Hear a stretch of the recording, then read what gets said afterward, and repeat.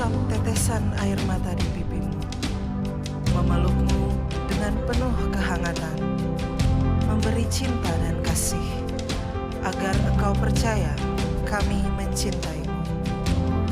Ibu Pertiwi, maafkan kami anak-anakmu yang saling mencaci karena agama, saling menyikut demi kekuasaan, saling menipu demi kepentingan. Ibu Pertiwi, 75 tahun bukan usia yang masih belia, bukan pula usia yang terlalu tua, namun cukup untuk sebuah kata dewasa.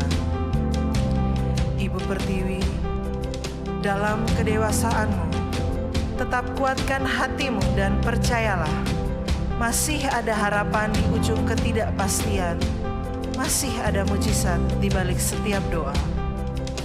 Ibu Pertiwi, kami anak-anakmu memang berbeda, beda suku, beda kaum, beda bahasa, beda agama, namun kami mencintaimu. Satu tekad kami, bahagiamu, bahagia kami.